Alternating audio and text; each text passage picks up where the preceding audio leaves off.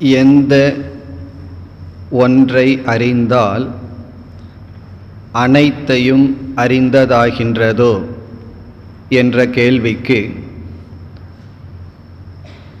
அக்ஷரம் என்ற ஒரு தத்துவத்தை அறிந்தால் அனைத்தையும் அறிந்ததாகின்றது என்ற பதில் வருகின்றது.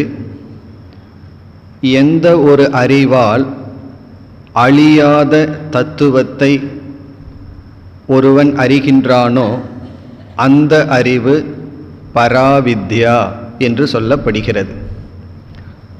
ஆனாலும் அபராவித்யாவும் அறியத்தக்கதாக இருக்கின்றது. காரணம், பராவித்யா என்பது பிரம்மத்தை பற்றியதாக இருப்பினும் அபராவித்யா என்பது பிரம்மத்திடமிருந்து உருவான இந்த உலகத்தை பற்றியது. உண்மையில் அபராவித்யா என்று எதை கூறுகின்றோமோ அதுவும் பிரம்மத்தை பற்றிய வித்யாதான். ஆனால் எப்படிப்பட்ட பிரம்மத்தை பற்றிய அறிவு? மாயையுடன் கூடிய பிரம்மத்தை பற்றிய அறிவு. இந்த உலகத்தை பற்றிய அறிவு அபராவித்யா என்றும் பிரம்மத்தை பற்றிய அறிவு பராவித்யா என்றும் கூறுகின்றோம். ஆனால் நாம் பார்க்கையில் இந்த உலகம் பிரம்மனிடமிருந்து வந்த தோற்றம் என்றால் இந்த உலகமும் பிரம்மம் தானே.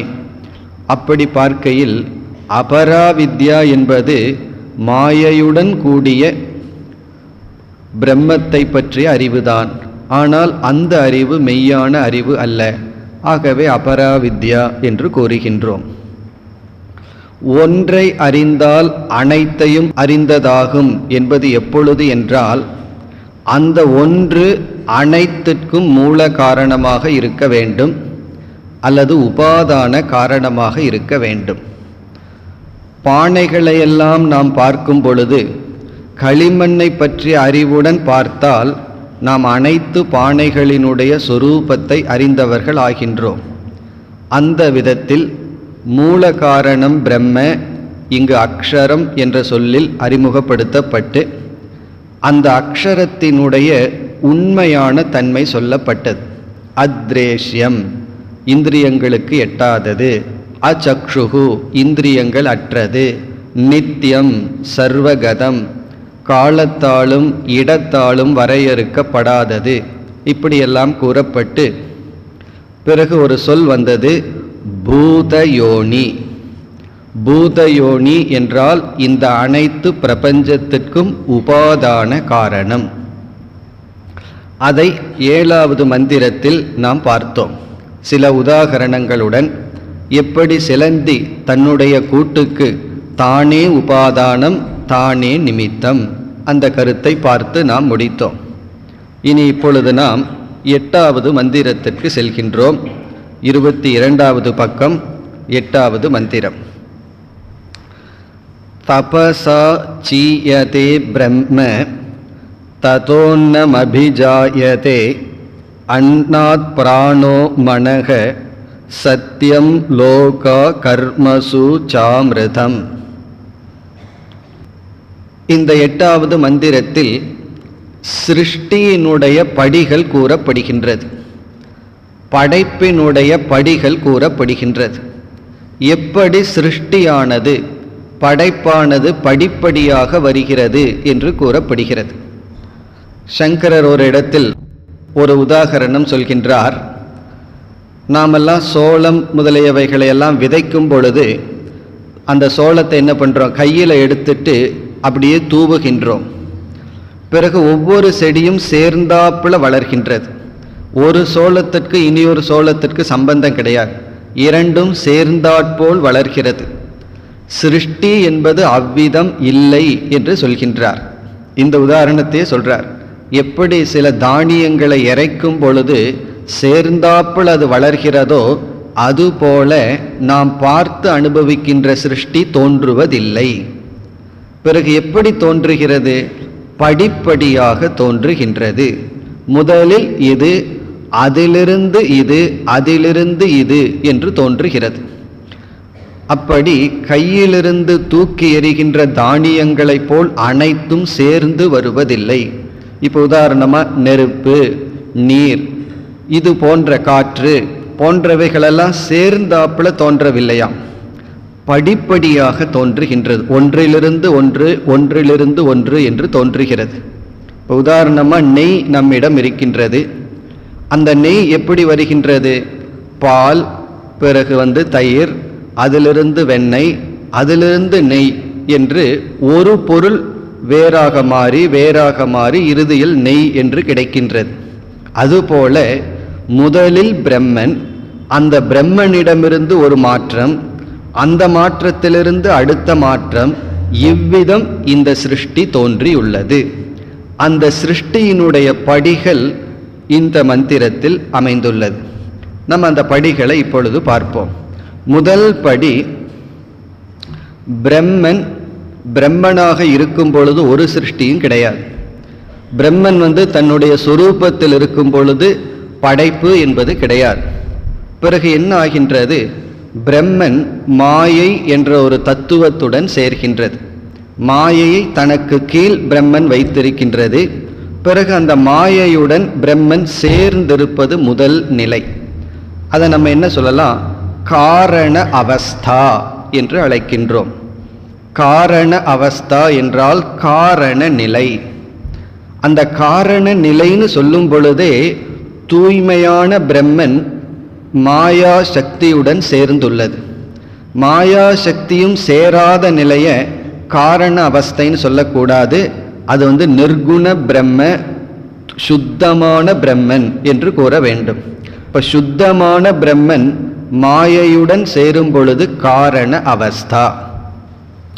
அது முதல். இரண்டாவது அவஸ்தை இங்கு சொல்லப்படுகிறது, தபசா சீயதே பிரம்மன். தவத்தினால் பிரம்மன் சற்று வெளிப்படுகின்றது. இப்போ இரண்டாவது அவஸ்தைக்கு இங்கே கொடுக்கிற பெயர் அன்னம் என்று சொல்லப்படுகிறது. உபனிஷத்தில் சில சொற்களுக்கு இடத்துக்கு தகுந்தாற்போல் பொருள் செய்ய வேண்டியது வரும். இப்போ இந்த இடத்துல அன்னம் என்பது இரண்டாவது அவஸ்தை. இப்போ இரண்டாவது நிலை என்னவென்றால் சிருஷ்டிக்கு தயாராக இருக்கின்ற நிலை. இரண்டாவது நிலை என்ன சொல்லலாம்? படைப்புக்கு தயாராக இருக்கின்ற நிலை. முதலில் காரண நிலை, இரண்டாவது படைப்புக்கு தயாராக இருக்கின்ற நிலை. இந்த ரெண்டு நிலையும் மேலோட்டமாக பார்த்த ஒன்று தான். ஆனால் ஒன்று ஓய்வு நிலை, இனி ஒன்று தயாராக இருக்கின்ற நிலை. இதை நம்ம சுலபமாக புரிஞ்சுக்கணும்னா ஒரு உதாரணம் சொல்லலாம். இப்போ நம்ம வகுப்பை ஆரம்பிச்சிருக்கோம். நீங்கள் எல்லோரும் அமர்ந்து கொண்டு இருக்கின்றீர்கள். இது ஒரு நிலை. இப்போ தான் வகுப்பு ஆரம்பிக்கப்பட்டுள்ளது. நாம் அனைவரும் அமர்ந்து கொண்டு இருக்கின்றோம். வகுப்பு முடிகிறதுக்கு 2 நிமிஷம் இருக்கு. அப்போ நீங்கள் எப்படி அமர்ந்திருக்கிறீர்கள்? அப்பொழுதும் அமர்ந்திருக்கின்றீர்கள். ஆனால் செல்வதற்கு தயாராக அமர்ந்திருக்கின்றீர்கள். காரணம் என்ன? வகுப்பு முடிஞ்ச உடனே நம்ம புறப்பட்டுறோம். அப்படி வகுப்பு ஆரம்பிக்கும் பொழுதும் அமர்ந்து கொண்டிருக்கின்றோம், வகுப்பு முடிகிற ஓரத்திலையும் அமர்ந்து கொண்டிருக்கின்றோம். ஆனால் சில பேர் 5 நிமிஷத்துக்கு முன்னாடியே டைம் பார்த்துட்டு இருப்பார்கள். ஏன்னா ஆஃபீஸுக்கு போக வேண்டியதற்கு எத்தனையோ வேலை இருக்கலாம். இப்போ வகுப்பு முடிகிற ஓரத்தில் நம்ம எப்படி இருக்கோம்? எந்திரிக்கவில்லை, ஆனால் தயாராக மனதை தயார்படுத்தி கொண்டு இருக்கின்றோம். அதே போல பிரளயமெல்லாம் வந்த காலத்தில் பிரம்மன் டோட்டல் ரிலாக்ஸ்டாக இருக்கார். சிருஷ்டி செய்யலான்னு முடிவு பண்ணும் பொழுது தயாராகின்றார். அது செகண்ட் ஸ்டேஜ், தயாராக இருக்கின்ற நிலை. அதுதான் இங்கு தவத்தால் பிரம்மன் சிருஷ்டிக்கு தயாராகின்றது அப்படின்னு இங்கு சொல்லப்படுகிறது. தவத்தினால் பிரம்ம சீயதே அப்படின்னா தயாரான நிலையை அடைகின்றது. இது இரண்டாவது ஸ்டேஜ். முதல் நிலை மாயையோட பிரம்மன் சேர்வது. இரண்டாவது சேர்ந்த பிரம்மன் ரெடி ஆவது, தயாராவது. மூன்றாவது பிராணன் என்ற ஒரு தத்துவத்தினுடைய சிருஷ்டி. இங்கும் பிராணன்கிறதுக்கு சாதாரணமான பொருள் அல்ல. அதாவது சூக்ஷ்மமான படைப்பு, சட்டில் கிரியேஷன். இப்போ நம்ம ஸ்தூலமான உலகத்தை பார்க்குறோம். காற்று தெரியுது, நெருப்பு தெரியுது, நீர் தெரிகின்றது, பூமி தெரிகின்றது. இவைகளெல்லாம் சட்டில் ஃபார்மில் சூக்ஷ்மமான நிலையில் இருப்பது அடுத்த சிருஷ்டி. அதாவது மூன்றாவது ஸ்டேஜ் வந்து சூக்ஷ்மமான பூதங்களினுடைய சிருஷ்டி. நம்ம 5 பூதங்களை பார்க்கிறோம், பஞ்ச பூதங்களை பார்க்கிறோம். இது சூக்ஷ்மமான இருக்கின்ற அவஸ்தை. அது வந்து மூன்றாவது ஸ்டேஜ். பிறகு 4வது ஸ்டேஜ் நம்முடைய சூக்ஷ்மமான உடல்களினுடைய படைப்பு, மனம், இந்திரியங்கள் போன்ற சூக்ஷ்ம சரீர சிருஷ்டி. 3வது ஸ்டேஜில் என்ன சொல்லலாம்? சூக்ஷ்மமான பூத சிருஷ்டின்னு சொல்லலாம். இப்போ நம்ம பார்க்கிற பூமி சூக்ஷ்மமான அவஸ்தையில் இருக்கிறது. இப்பொழுது பார்க்கின்ற நீர் சூக்ஷ்மமான நிலையில் இருப்பது. அது வந்து 3rd ஸ்டேஜ். 4வது ஸ்டேஜ் நம்முடைய மனம் போன்ற இந்திரியங்கள் எல்லாம் படைக்கப்படுகிறது. இந்திரியமும் சக்தி என்று சொல்கின்றோம். இப்போ கண் இருக்கு, கண்ணு வந்து ஸ்தூலமான இடம், அதற்குள்ள பார்க்கும் சக்தி வெளிப்படுகிறது. நம்ம காதை பார்க்கிறோம் அப்படின்னா அதனுடைய வெளி தோற்றத்தை பார்க்கிறோம். ஒருவருடைய காதை பார்த்து அவருக்கு கேட்குற சக்தி இருக்கா இல்லையான்னு நம்ம நிர்ணயம் பண்ண முடியாது. ஏன்னா அந்த கேட்கும் சக்திங்கிறது கண்ணுக்கு தெரியாது. அவரிடம் பேசி பார்த்தா தான் நமக்கு தெரியும். இவ்விதம் இந்திரியங்கள் என்பது ஒரு சக்தி. இதையெல்லாம் சூக்ஷ்ம சரீரம்னு சொல்றோம், சட்டில் பாடி. அது வந்து 4வது ஸ்டேஜ். இப்போ முதல் ஸ்டேஜ் காரண நிலையில் இருப்பது, 2வது அதே காரண நிலையில் தயாராக இருப்பது, 3வது அதாவது முதல் படைப்பு சட்டில் எலிமெண்ட்ஸ், சூக்ஷ்மமான பூதங்களினுடைய படைப்பு, 4வது சூக்ஷ்மமான சரீரங்களினுடைய படைப்பு, நம்முடைய மனங்களினுடைய படைப்பு, 5வது நாம் பார்த்து அனுபவிக்கின்ற இந்த ஸ்தூல பூதங்களினுடைய படைப்பு. இதெல்லாம் சாஸ்திரத்துக்குள்ள எப்படி இந்த படைப்பு வருகிறது என்று விஸ்தாரமாக பேசப்பட்டுள்ளது. பஞ்சீகரணம்னு ஒரு தத்துவத்தை பேசுவார்கள். அதன் அடிப்படையில் சூக்ஷ்மமான பூதங்கள் ஸ்தூல பூதங்களாக மாறி விடுகின்றன. ஸ்தூல பூதம்னா நாம் பார்த்து அனுபவிக்கின்ற பஞ்சபூதங்கள், அதாவது நிலம், நீர், நெருப்பு, காற்று, ஆகாசம், இந்த 5ம் படைக்கப்படுகிறது. இப்போ நம்ம அனுபவிக்கின்ற ஸ்தூல பூதங்கள், அது 5வது ஸ்டேஜ்.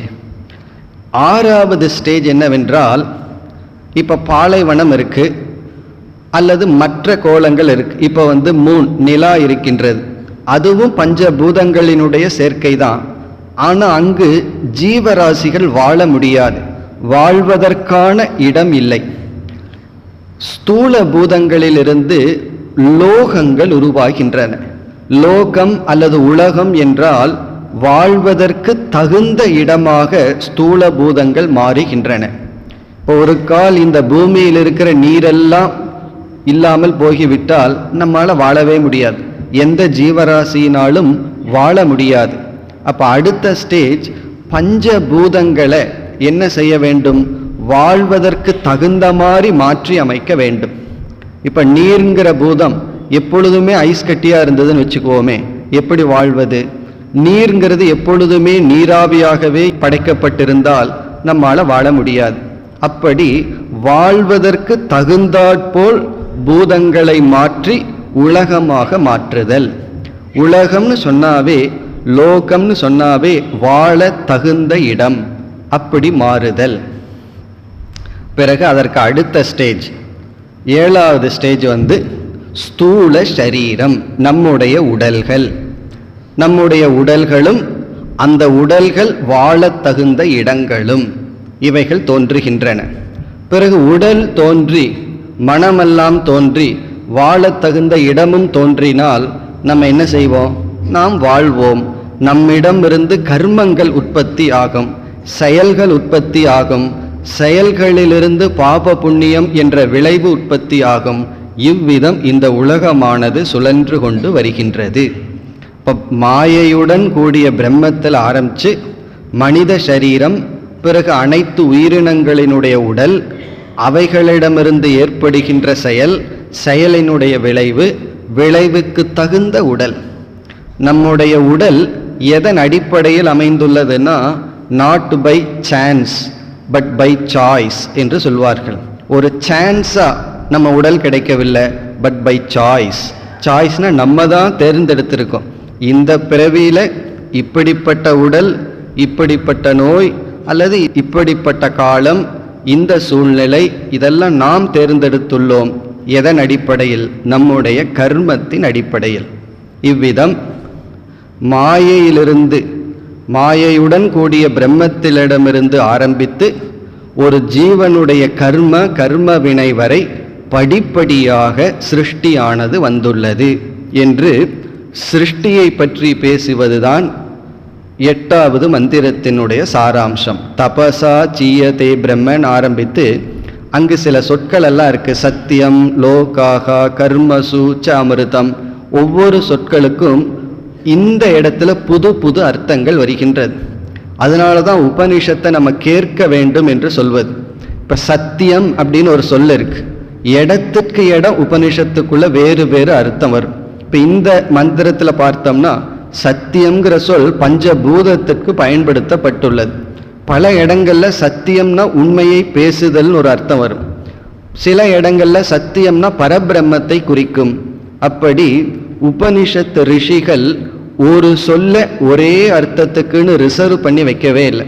இடத்துக்கு தகுந்தாற்போல் ஒரே சொல் இருக்கின்றது, பல பொருள்கள் இருக்கின்றது. ஆகவே இந்த மந்திரத்தை படித்து சொல்லுக்கு முக்கியத்துவம் கொடுக்க கூடாது, அந்த சொல்லுக்கு என்ன அர்த்தம் என்று தான் பார்க்க வேண்டும். இப்போ இதுக்கு முன்ன நம்ம என்ன பார்த்தோம்? பூதயோனி என்று சொல்லப்பட்ட அந்த பிரம்மன் இந்த உலகத்திற்கு தானே உபாதானம்னு பார்த்தோம். உபாதானம்னா என்ன? தன்னிடம் இருக்கின்ற பொருளை கொண்டே இந்த உலகமாக மாறியது. அதுலேயும் மாயா என்ற பகுதியை எடுத்துக்கொண்டு இந்த உலகத்தில் விரிந்துள்ளதுன்னு பார்த்தோம். இப்போ நம்ம களிமண்ணை பார்க்கிறோம். களிமண்ணிலிருந்து பானைகள் வந்ததுன்னு தெரிஞ்சாச்சு.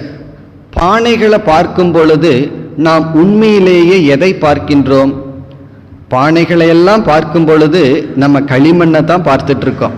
ஆனால் பானைங்கிற எண்ணம் தான் மனசில் ஓடிட்டு இருக்கு, களிமண்கிறத நம்ம மறந்துடுறோம். அதே போல பிரம்மத்திடமிருந்து இவைகள் தோன்றின என்றால் இவைகளையெல்லாம் நம்ம பார்க்கும் பொழுது உண்மையில் நாம் யாரை பார்த்து கொண்டிருக்கின்றோம்? பிரம்மத்திடமிருந்து தான் உலகம் வந்தது. களிமண்ணிடமிருந்து பானைகள் தோன்றின, தங்கத்திடமிருந்து நகைகள் தோன்றினா நகைகளை பார்க்கும் பொழுது நம்ம தங்கத்தை தான் பார்த்துட்டு இருக்கோம். அதே போல இந்த உலகத்தை பார்த்து கொண்டு இருக்கும் பொழுதும் நாம பிரம்மத்தை தான் பார்த்து கொண்டு இருக்கின்றோம். இந்த உலகத்துல ஒவ்வொரு பொருளும் அந்த பிரம்மத்தினுடைய ஒரு வெளிப்பாடு. அப்படி என்றால் பிரம்மத்திற்கு நித்தியம்னு ஒரு லட்சணம் சொல்லப்பட்டது, அழியாததுன்னு ஒரு இலக்கணம் சொல்லப்பட்டது. இது அழிகின்றதே என்றால் அந்த பிரம்மன் 2 விதத்தில் இருக்கின்றார். தன்னுடைய உண்மையான சொரூபம் அழிவதில்லை, மாயையுடன் கூடிய சொரூபம் அது மாறிக்கொண்டு தோன்றி மறைந்து கொண்டும் இருக்கின்றது.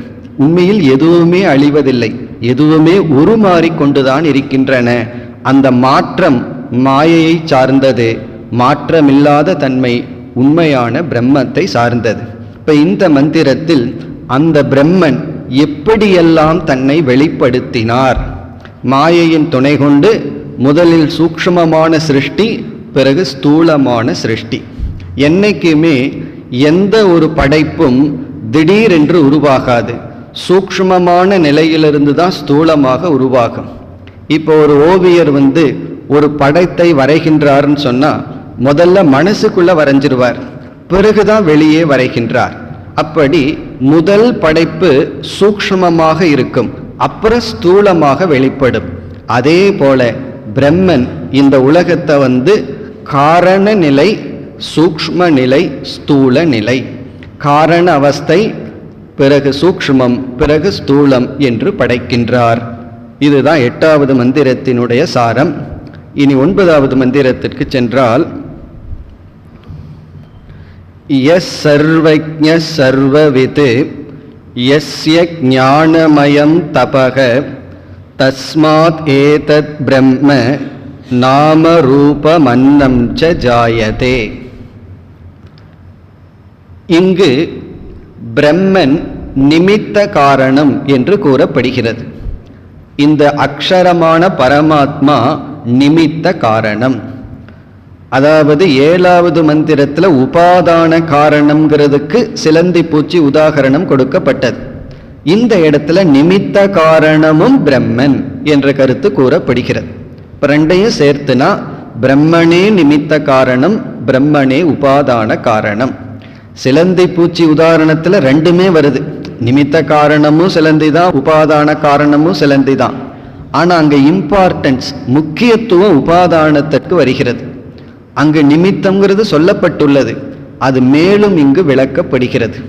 எப்படி என்றால், நிமித்த காரணம் எப்பொழுதுமே அறிவு பூர்வமாக இருப்பது, அறிவை உடையதுதான் நிமித்த காரணம்.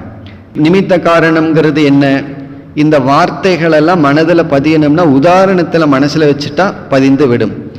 களிமண் உபாதான காரணம், குயவன் நிமித்த காரணம்.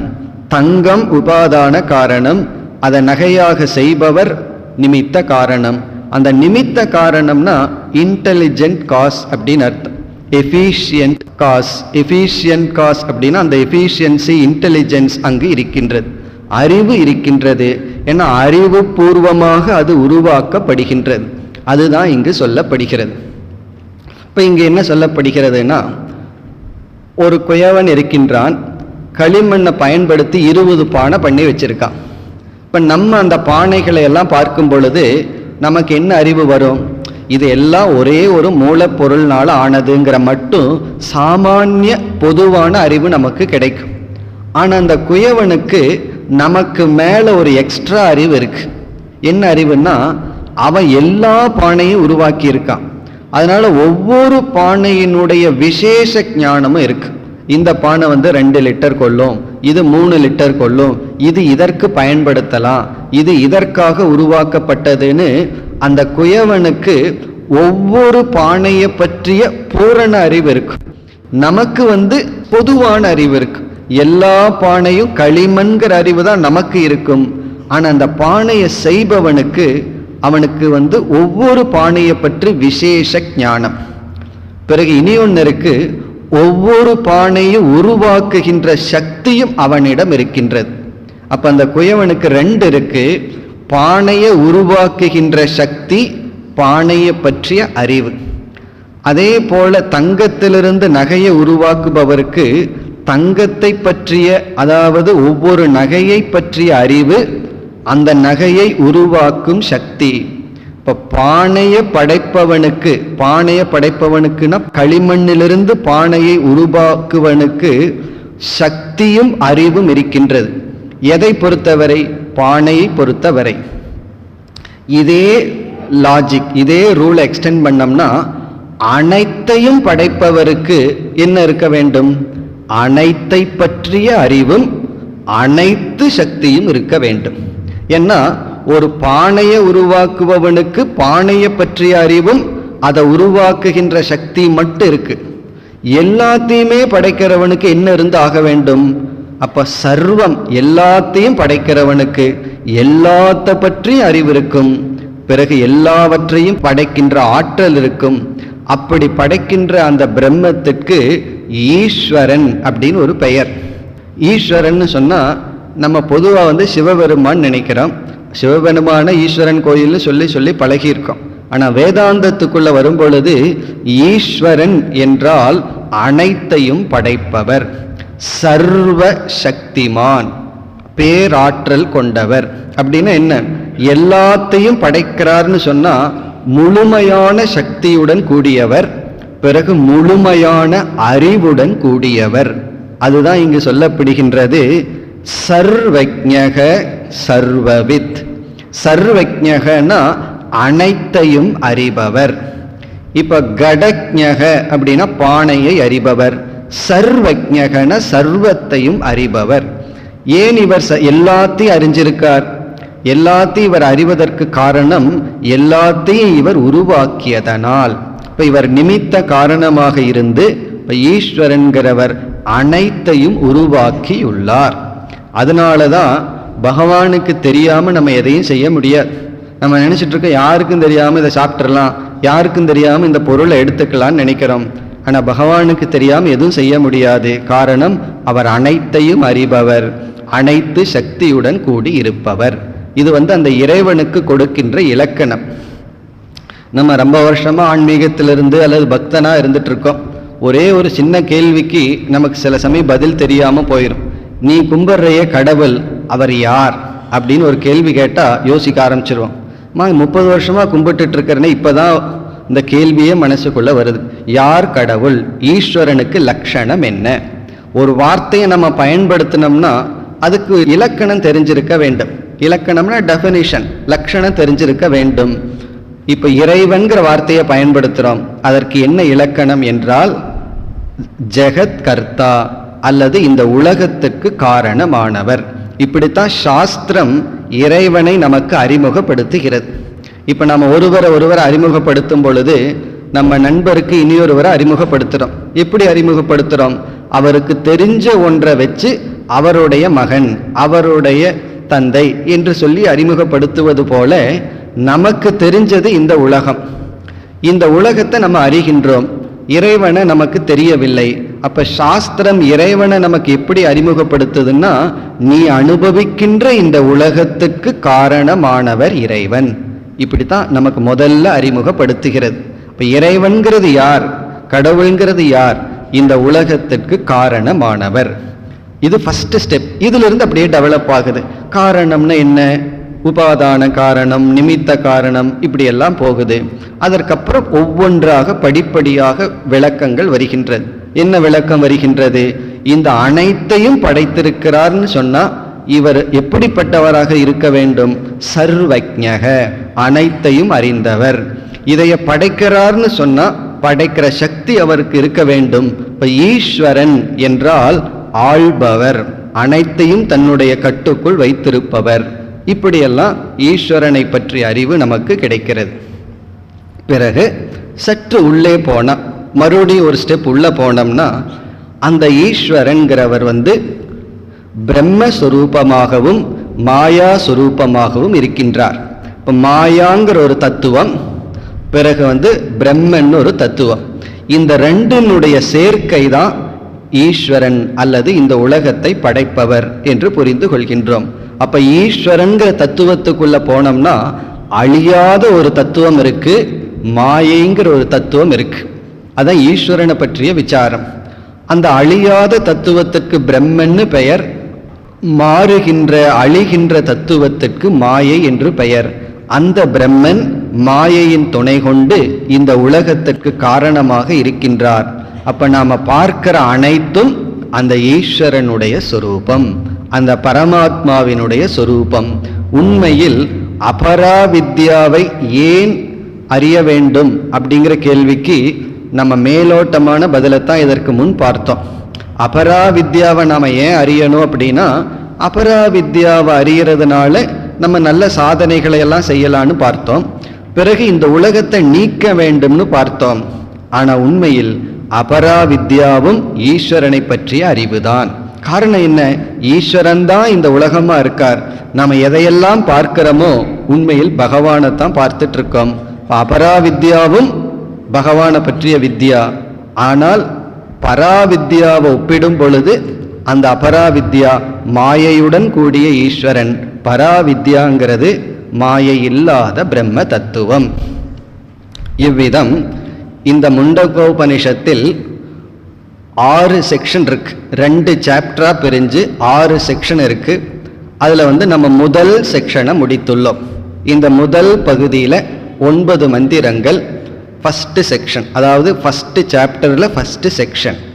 இதுலேயே நமக்கு குருவை எல்லாம் அறிமுகப்படுத்தி பேச வேண்டிய கருத்துக்கள் பேசி முடிக்கப்பட்டு விட்டது. இனிமேல் சில விளக்கங்கள் தான் வர இருக்கின்றது.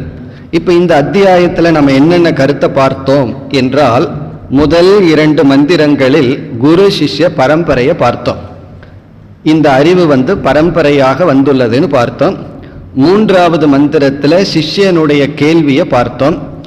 எந்த ஒன்றை அறிந்தால் அனைத்தையும் அறிந்ததாகுங்கிற கேள்வி. 4வது மந்திரத்தில் குருவானவர் பராவித்யா அபராவித்யான அறிவை பிரித்தார். 5வது மந்திரத்தில் எது பராவித்யா எது அபராவித்யான்னு சொன்னார். அப்போ அனைத்து ரிக்வேதம் யஜுர்வேதம் வேத அங்கங்கள் எல்லாமே அபராவித்யான்னு சொல்லி, பிறகு எந்த ஒரு அறிவு அழியா பொருளை கிரகிக்கின்றதோ அது பராவித்யான்னு பிரித்தார். பிறகு 6வது மந்திரத்திலிருந்து 9வது மந்திரம் வரை, இந்த செக்ஷன் முடிகின்ற வரை பராவித்யாவுக்கு விளக்கம். எது பராவித்யா, அந்த நிர்குண பிரம்மத்தினுடைய இலக்கணம் என்ன, பிறகு அந்த நிர்குண பிரம்மன் எப்படி கிரமமாக படிப்படியாக சிருஷ்டியை செய்கிறது, அதுவே எப்படி நிமித்த உபாதான காரணம். 2வது பகுதிக்கு செல்கின்றோம். இதில் 13 மந்திரங்கள் இருக்கின்றன. இப்போ இந்த செக்ஷன்ல என்ன இருக்குன்னு இப்பொழுது பார்ப்போம். ஒரு முகவுரையாக இந்த பகுதியை பார்ப்போம். இப்போ இந்த முதல் செக்ஷன்ல இருக்கிற அனைத்து மந்திரங்களும் முக்கியம், அதனால ஒவ்வொரு மந்திரத்தையும் படித்து அதனுடைய பொருளை பார்த்தோம். 2வது செக்ஷன்ல சில மந்திரங்களினுடைய சாராம்சத்தை பார்த்து பிறகு செல்லலாம். இனி 2வது செக்ஷன்ல என்ன இருக்கின்றது என்றால் அபராவித்யினுடைய விளக்கம் வருகின்றது. மீண்டும் பிரம்ம தத்துவம் 3வது செக்ஷன்ல இருந்து தான் ஆரம்பிக்கும், அதாவது அடுத்த சாப்டர்ல இருந்து தான் ஆரம்பிக்கும். இப்ப நம்ம பார்க்க போகின்ற அனைத்து மந்திரங்களிலும் பிரம்ம தத்துவத்தினுடைய விசாரம் வருவதில்லை, அபராவித்யினுடைய விளக்கம் வருகின்றது. அபராவித்யாவும் ஈஸ்வரனை பற்றிய வித்தியைங்கிறது இப்ப நம்ம மறந்துடுவோம். ஏன்னா அந்த ஈஸ்வரனுடைய திருஷ்டி வர்ற வரைக்கும் அந்த அறிவு நமக்கு வராது. அபராவித்யாவை ஜெகத் வித்யா, உலகத்தை பற்றிய அறிவுன்னு வைத்துக்கொண்டு நம்ம சிந்திப்போம். இப்ப இந்த பகுதி முழுவதுமே அபராவித்யா, பிரம்மத்தை பற்றிய விளக்கம் அல்ல. சரி, இந்த பகுதியில் என்ன வருகிறது என்றால் அபராவித்யானா பிரம்ம ஞானத்தை தவிர மீதி அனைத்து ஞானம்னு சொன்னோம். நம்ம அதை அப்படியே வச்சுக்குவோம். இந்த அறிவெல்லாம் நேரடியாக நமக்கு பிரயோஜனத்தை கொடுப்பதில்லை, அது பராவித்யாவுக்கு உதவி செய்து தான் பலனை கொடுக்குது. அப்படி பார்க்கையில் அபராவித்யான்னா நமக்கு அறியத்தக்கது தான், கடைசியில் விட வேண்டிய அறிவு, அதெல்லாம் ஒரு படியாக இருக்கின்ற அறிவு. இந்த உலக சம்பந்தமான அறிவு அபராவித்யான்னு சொன்னால் அந்த அபராவித்யா 2ஆக பிரிக்கப்படுகிறது. எந்த அறிவு நமக்கு பயனை தருகின்றதோ அது ஒரு அபராவித்யா, அதாவது கீழான ஞானம். எந்த ஒரு அறிவு பயனை தராதோ அது அபராவித்யா. இப்போ அபராவித்யா 2ஆக பிரிக்கப்படுது. பிரயோஜனத்தை கொடுக்கிற அறிவு, பிரயோஜனத்தை கொடுக்காத அறிவு. நமக்கு பலனை கொடுக்கின்ற ஞானம், பலனை கொடுக்காத ஞானம். இப்போ நியூஸ் பேப்பர் எடுத்து படிக்கிறோம், அறிவு நமக்கு வருது, அது என்ன பெரிய பிரயோஜனத்தை கொடுத்துருது? தேவையில்லாத விஷயங்களை படிக்கும் பொழுது பொழுது போகுமே தவிர வேற பிரயோஜனம் கிடையாது. பொழுது போகிறதுங்கிறது அது பிரயோஜனமா அல்லது வேஸ்ட் ஆஃப் டைமாங்கிறது வேற விஷயம். அப்படி சில அறிவு நமக்கு பயனே இல்லை, ஏதோ படிக்கிறோம், தெரிஞ்சு வச்சுக்கிறோம், அவ்வளவுதான். இப்போ ஊர் வம்பு பேசுகிறோம்னு வச்சுக்குவோமே, ஊர் கதை பேசுகிறோம், இதனால என்ன நமக்கு அறிவு வந்துட போகுது? அறிவு வருவதில்லை, தெரிஞ்சு வச்சுக்கிறோம், ஆனால் பயனற்றது. ஆனால் சில விஷயங்களெல்லாம் பயனுடையது. பயனுடையதும் செய்தித்தாளில் இருக்கலாம், புஸ்தகங்கள் இருக்குது, எத்தனையோ மேகசைனில் நல்ல விஷயங்கள் இருக்கின்றது. அப்போ பயனுடையதை படிக்கும் பொழுது அது ஒரு விதமான அபராவித்யா. இப்போ இங்கே என்ன செய்யப்படுகிறது? பயனற்ற அபராவித்யா பேசப்படுவதில்லை, பயனுடைய அபராவித்யா பேசப்படுகிறது. பயனுடைய அபராவித்யாவை பற்றி சில கருத்துக்களை உபனிஷத் கூறுகிறது. அது எப்படின்னா, கனவுல எத்தனையோ பொருள்களெல்லாம் வருகின்றது. எத்தனையோ பொருள்கள் வந்தாலும் கூட கடைசியில் ஒரு புலி வருதுன்னு வச்சுக்குவோமே கனவுல. உடனே அந்த புலியை கண்டு பயந்துட்டு நம்ம எழுந்து கொள்கின்றோம், விழிச்சுக்கிறோம், கனவிலிருந்து விழித்து கொள்கின்றோம். இப்போ கனவுல எத்தனையோ பொருள் இருந்தாலும் புலி என்ன பண்ணியிருக்குன்னா நினைவுலகத்திற்கு நம்மை எழுப்பிவிட உதவி செய்துள்ளது. அப்ப எல்லாமே பொய்யா இருந்தாலும் இந்த புலி மற்ற பொருள்களை காட்டிலும் வேறுபட்டு இருக்கு. என்ன பண்ணியிருக்கு? அது பொய்யா இருந்தாலும் அது மெய்யான ஒரு உலகத்திற்கு நம்மை எழுப்பிவிட உதவி செய்துள்ளது. அதே போல இந்த உலகத்துல எத்தனையோ அறிவு பொய்யா இருந்தாலும் ஏதாவது ஒரு அறிவு நம்மை இதைவிட மேலான உலகத்திற்கு எழுப்பி விட்டால், தூண்டி விட்டால் அது பிரயோஜனப்படும் அல்லவா? அதே போல எந்த அபராவித்யா, கீழான ஞானம் நமக்கு உதவி செய்யுமோ, நம்மை உயர்த்துமோ, அந்த அபராவித்யா இப்பொழுது பேசப்படுகிறது. அதனால அபராவித்யான்னா வேண்டான்னு எடுத்துக்கொள்ள கூடாது. வேண்டாத அபராவித்யா இருக்கு.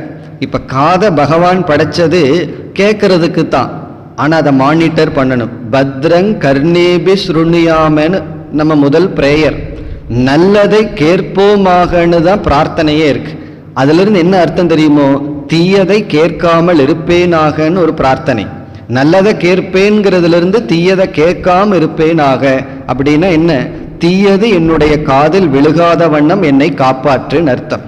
அப்ப அபரா வித்யாவை ரெண்டா பிரிச்சிடுறோம். நம்மை கீழ்மைப்படுத்துகின்ற அறிவு அனுபவங்கள், நம்மை உயர்த்துகின்ற அபரா வித்யா. இப்ப நம்மை உயர்த்துகின்ற அபரா வித்யா தான் இரண்டாவது செக்ஷனுடைய சப்ஜெக்ட் மேட்டர். அது என்ன இங்கு பேசப்படுகிறது என்றால், கர்ம தத்துவம் இங்கு வருகின்றது. இப்ப வேதத்தினுடைய கர்மகாண்டத்தினுடைய சாயல் இங்கு வருகின்றது. இந்த கர்மத்தை செய்ய செய்ய நமக்கு கர்மத்துல பாவ புண்ணியம்னு பலன் சம்சாரத்துல தொடர்ந்துட்டு இருக்கிறோம்ங்கிறது ஒன்றாக இருந்த போதிலும், இந்த கர்மம் நம்மை உயர்த்தவும் பயன்படுகின்றது, செயல் நம்மை தூய்மைப்படுத்தவும் பயன்படுகின்றது. ஆகவே இங்கு கர்ம தத்துவம் முதல் அபரா வித்யாவாக வருகின்றது. கர்மம்னு சொன்னா உடலாலும் வாக்காலும் செய்கின்ற செயல். அந்த செயல் இங்கு எடுத்துக்கொள்ளப்படுகிறது. வைதிக கர்மங்கள், யாகம், பூஜை, இப்படிப்பட்ட கர்மங்கள் அனைத்தும், நாம் செய்கின்ற அனைத்து சாதனைகளும் கர்மங்களும் இங்கு பேசப்படுகிறது. இனி என்ன பேசப்படுகிறதுன்னு சொன்னா, முதலில் இங்கு குருவானவர் என்ன சொல்றார், கர்மத்தினுடைய பிளஸ் பாயிண்ட சொல்றார். அதாவது நீ விதவிதமான ஆக்டிவிட்டீஸ்ல ஈடுபட்டு கொண்டிருந்தால், செயல்ல ஈடுபட்டு கொண்டிருந்தால் உனக்கு என்ன பலன் கிடைக்கும்னு சொல்றார். அதாவது எத்தனையோ யாகங்கள் இருக்கு, அந்த யாகத்தை செய்வதனால் பலன், நம்முடைய கடமையை செய்வதனால் பலன். உனக்குள்ள ஆசைகள் ரொம்ப இருந்தா அந்த ஆசையை எப்படியெல்லாம் தீர்த்து கொள்ளலாம், அதுக்கு இப்படியெல்லாம் செயலானது உதவி செய்கின்றது, கர்மகாண்ட எப்படியெல்லாம் நமக்கு துணை புரிகிறதுன்னு சொல்லி கர்மத்தினுடைய பிளஸ் பாயிண்ட், அதாவது நன்மையை சில மந்திரங்கள்ல கூறுகின்றார். குறிப்பா 6வது மந்திரம் வரை கர்மத்தினுடைய பிளஸ் பாயிண்ட். இந்த அடுத்த செக்ஷன்ல முதல் மந்திரத்தில் ஆரம்பிச்சு 6வது மந்திரத்தின் வரை கர்மத்தினால நமக்கு என்னென்ன பலன் வரும்னு சொல்றார். இது ஒரு சைடு. இனி அடுத்த பாயிண்ட் என்ன தெரியுமோ, இந்த கர்மத்தினால வர மைனஸ் பாயிண்டையும் சொல்றார். இதனால எது உனக்கு கிடைக்காது. நம்ம கர்மகாண்டத்திலேயே இருந்து பூஜை பண்றோம், யாகங்கள் செய்யறோம், யஜ்ஞங்கள் செய்கின்றோம், அக்னிஹோத்திரம் முதலிய பூஜைகள்லாம் பண்ணிட்டு பிறகு வீட்டிலிருந்து கடமைன்னு கடமையை பண்ணிட்டு இருக்கோம். எல்லாருக்கும் என்னன்னா, கடமை தீர்ந்ததற்கு அப்புறம் நான் ஆன்மீகத்துக்குள்ள வர்றேன்னு சொல்கிறார்கள். இப்ப இவங்க என்ன பிரிச்சுட்டாங்க, ஆன்மீகம்ங்கிறது வேற, கடமைங்கிறது வேற, அப்படி பிரிக்கிறார்கள். பிறகு என்ன நினைக்கிறார்கள், கடமையை முடிச்சிட்டு வர்றேன் அப்படின்னா அவர்களுக்கு மூச்சு போற வரைக்கும் ஏதோ ஒரு கடமை இருக்கு. காரணம் என்ன தெரியுமா, மூச்சு விடுறதும் கடமை தான், சாப்பிட்றதும் கடமை தான். உலகம் எப்படிப்பட்டது தெரியுமோ, நம்ம உடல்ல இருக்கின்ற ஆரோக்கியம் இருக்கிற வரைக்கும் இந்த உலகம் அதை பயன்படுத்தி கொண்டு இருக்கு.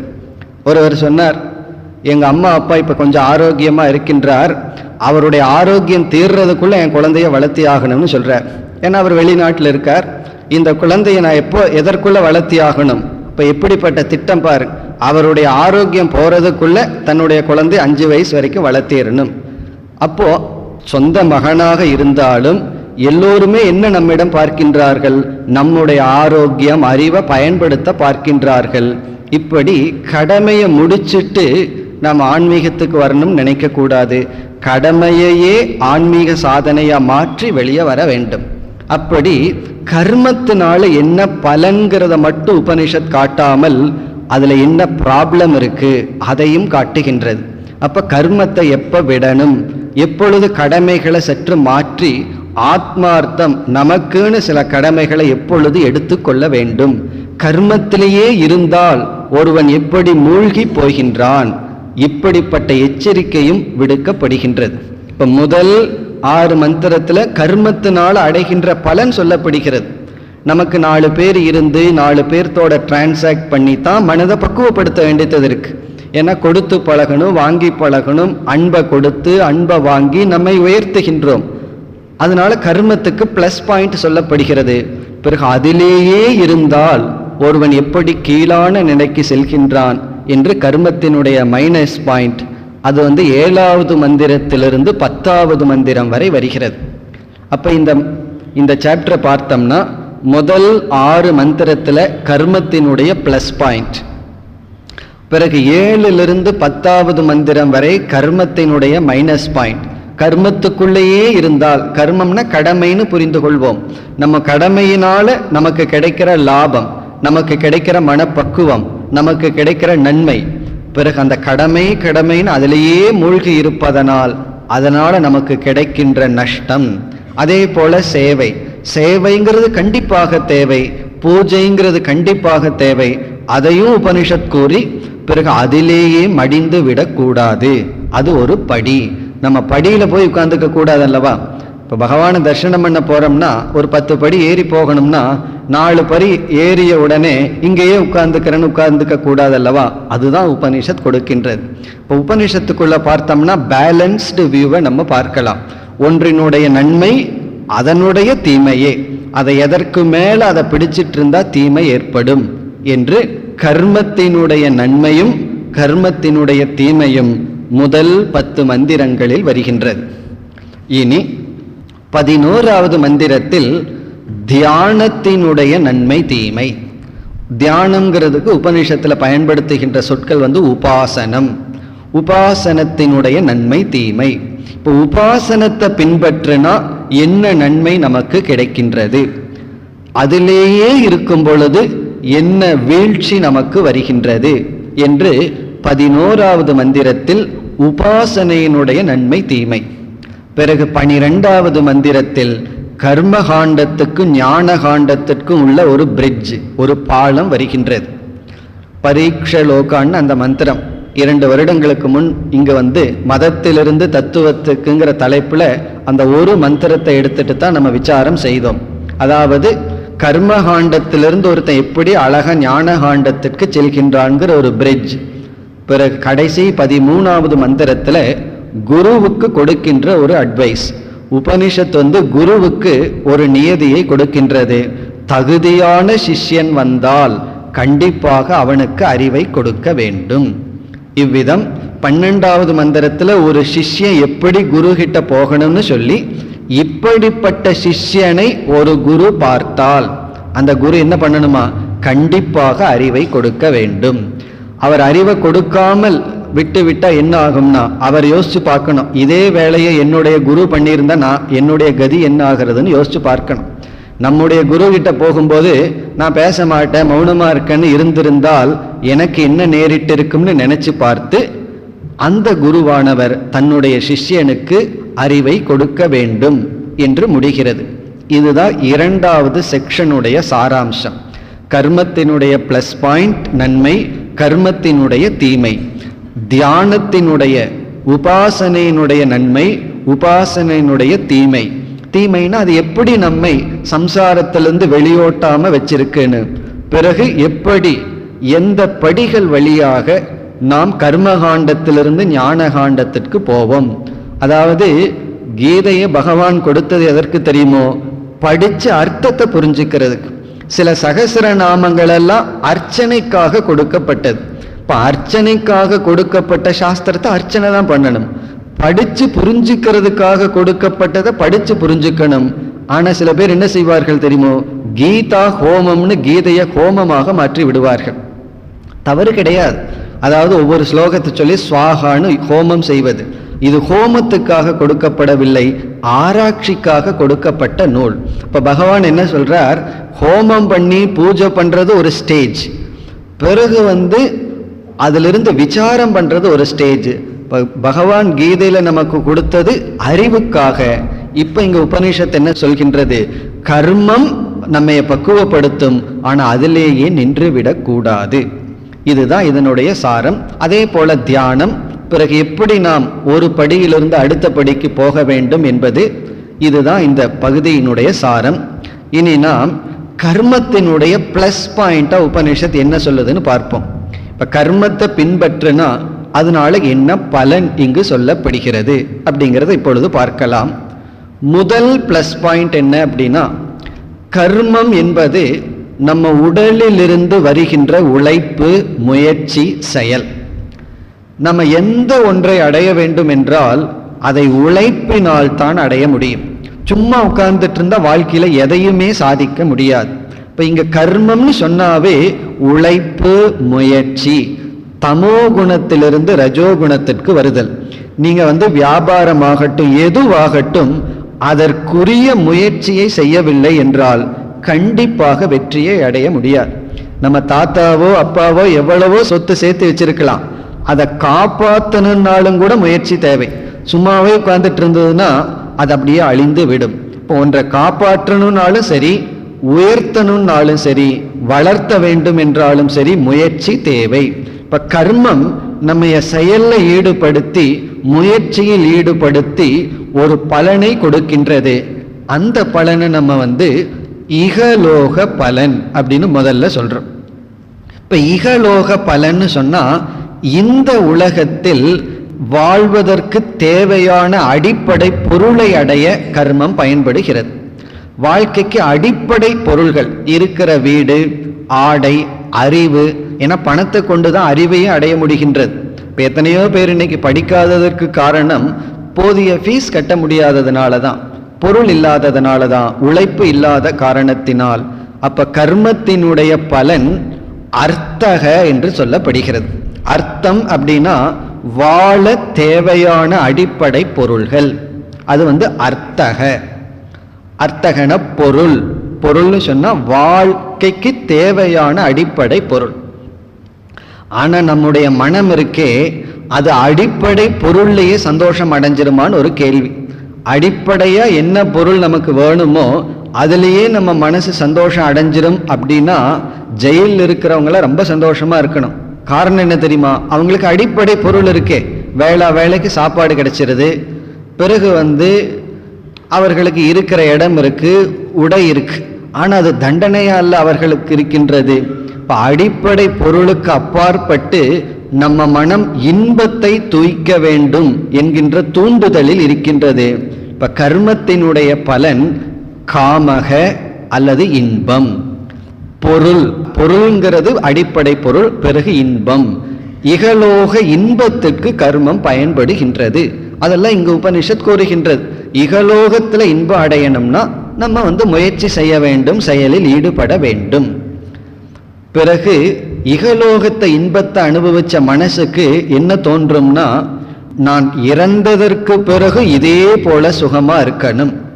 இப்போ ஒரு முறை ஒரு பொருள் நமக்கு கிடைச்சிடுதுன்னா உடனே நம்ம மனசு என்ன நினைக்கும் தெரியுமோ? இது கிடைச்சிட்டே இருக்கணும், நாளைக்கு இது கிடைக்கணும், அதற்கடுத்த நாள் இது தேவைன்னு நினைக்கிறது போல இறந்ததற்கு பிறகும் எனக்கு இதே சுகம் வேண்டும்ங்கிற புத்தி பலருக்கு வருகின்றது. அப்போ உபனிஷத் என்ன சொல்கின்றது? கர்மத்தினுடைய அடுத்த பலன் பரலோக சுகம். பரலோகம்னா இறந்ததற்கு பிறகு இவன் சொர்க்கம் முதலிய உயர்ந்த லோகத்திற்கு சென்று அங்கும் இன்பத்தை அடைகின்றான். நற்கதி கிடைக்கின்றது. இறந்ததற்கு பிறகு நல்ல கதி கிடைக்கின்றது. இது இரண்டாவது பிரயோஜனம். முதல் பிரயோஜனம் கர்மத்தில் ஈடுபட்டிருக்க இந்த உலகத்தில் இன்பமான வாழ்க்கை, இறந்ததற்கு பிறகும் இன்பமான வாழ்க்கை. இது ரெண்டு பலன், இகலோக பலன், பிறகு பரலோக பலம். இது முக்கியமல்ல. மூன்றாவது முக்கியமான பலன் இகலோகத்தில் சித்த சுத்தி, மன தூய்மை. ஒருவர் சொல்றார், எனக்கு இன்பத்திலேயோ ஈவன் தேவையான பொருள்லையோ எனக்கு ஆசை கிடையாது, எனக்கு மனம் தூய்மை அடைஞ்சு அந்த பிரம்ம தத்துவத்தை உணர்ந்து நான் மோட்சத்தை அடைய வேண்டும் ஒருத்தர் சொல்றார். அப்படிப்பட்டவருக்கும் கர்மந்தான் அவர்களை தூய்மைப்படுத்தும். இப்ப நம்மை தூய்மைப்படுத்த வேண்டும் என்றாலும் நம்முடைய கடமைகள் அல்லது கர்மம் பயன்படுகின்றது. இப்படி மூன்று பிரயோஜனம். கர்மம் இகலோகத்தில் இருக்கிற சுகத்தை கொடுக்கும், இறந்ததற்கு பிறகு இன்பத்தை கொடுக்கும். அது நமக்கு இந்த ரெண்டுமே முக்கியம் இல்லை, மூன்றாவது தான் முக்கியம். கர்மந்தான் நம்மை பக்குவப்படுத்தும். இங்க கர்மம்ங்கிறதுல அனைத்து சாதனைகள், நாம் செய்கின்ற விரதங்கள், தவம் எல்லாம் இந்த கர்மத்துல வந்துடும். இதுதான் நம்மை தூய்மைப்படுத்தும். அறிவு தூய்மைப்படுத்தாது, அறிவு காட்டி கொடுக்கும். நம்ம கண்ணாடியில முகத்தை பார்த்தோம்னா கண்ணாடி என்ன பண்ணும்? முகத்தினுடைய லட்சணத்தை காட்டி கொடுக்கும். அதுல ஏதாவது கரி படிஞ்சிருந்தா காட்டி கொடுக்கும். நான் கண்ணாடியில பார்த்துட்டேன்னு முகம் சுத்தமாயிருமா? கண்ணாடியில பார்த்ததுக்கு அப்புறம் சுத்தம் பண்றது கர்ம. கண்ணாடியில பார்க்கிறதுங்கிறது ஞானம். பிறகு நீரை வைத்தோ அல்லது துணி மூலமா முகத்தை தூய்மைப்படுத்துவதுங்கிறது கர்ம. இந்த கர்மம் பண்றத கர்மம் தான் பண்ண முடியும். கர்மம் காட்டி கொடுக்காது. ஆனா கண்ணாடி தூய்மைப்படுத்தாது. தூய்மைப்படுத்துறதுக்கு அப்புறமும் கண்ணாடி காட்டி கொடுக்கும். அப்ப ஞானம்ங்கிறது சங்கரர் கூறுவார், ஞானம் பிரகாசயதி, ஞானம் காட்டி கொடுக்கும், ந பிரவர்த்தயதி, அது செயலை ஒன்றும் செய்யாது. இப்ப கர்மம் கொடுக்கிறத கர்மம் தான் கொடுக்கும், ஞானம் கொடுக்கிறத ஞானம் தான் கொடுக்கும். இப்ப கர்மம் நம்மை தூய்மைப்படுத்தும். இந்த மூன்றும் பிரயோஜனம். இனி கர்மத்தினுடைய மைனஸ் பாயிண்ட்டுக்கு வருவோம். பிளஸ் பாயிண்டா இந்த மூன்றும் சொல்லப்பட்டிருக்கு.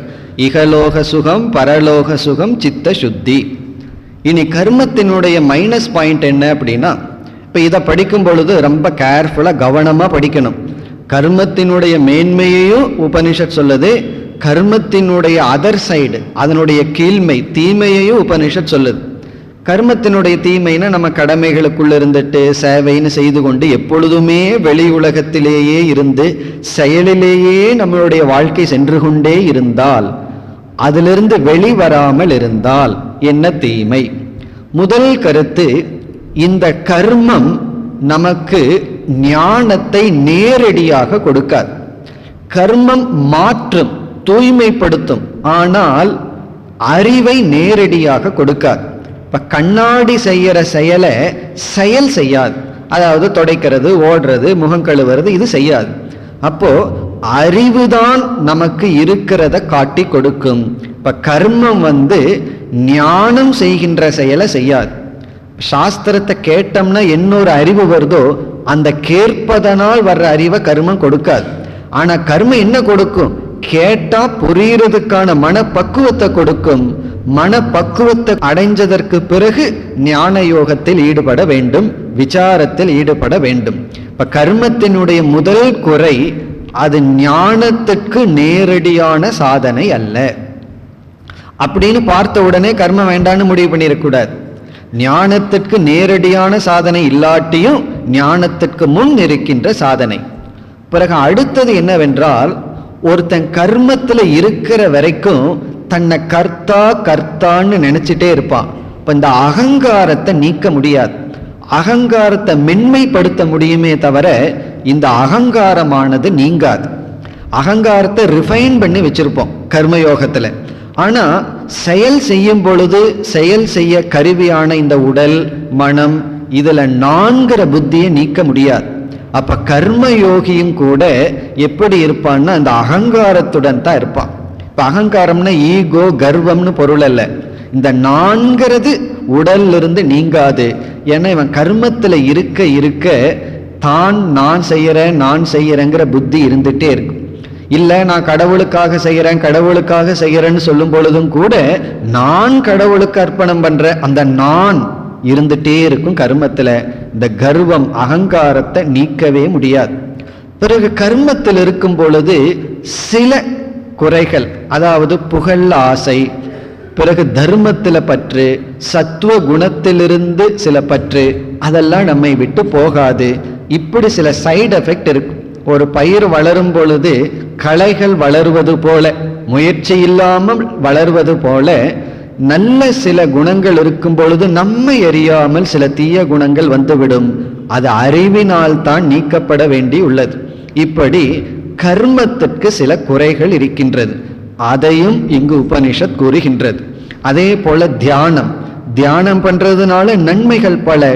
வெறும் அர்த்தமில்லாத சப்தத்தையே தியானித்து கொண்டிருக்கும் பொழுது அறிவை கொடுக்கவில்லை என்றால் அதனாலேயும் சில தீமைகள் இருக்கின்றது என்று கூறி, இந்த ரெண்டு அறிவு எதற்குனா இந்த அபராவித்யாவை கவனமாக கையாள வேண்டும் என்று நமக்கு எச்சரிக்கை விடுத்து இந்த பகுதி முடிவடைகின்றது. இதற்குள் இருக்கின்ற மந்திரத்தை நாம் நாளை பார்க்க ஆரம்பிப்போம். ஓம் பூர்ணமத பூர்ணமிதம் பூர்ணாத் பூர்ணமுதச்யதே பூர்ணஸ்ய பூர்ணமாதாய பூர்ணமேவாவசிஷ்யதே. ஓம் சாந்தி ஷாந்தி ஷாந்தி.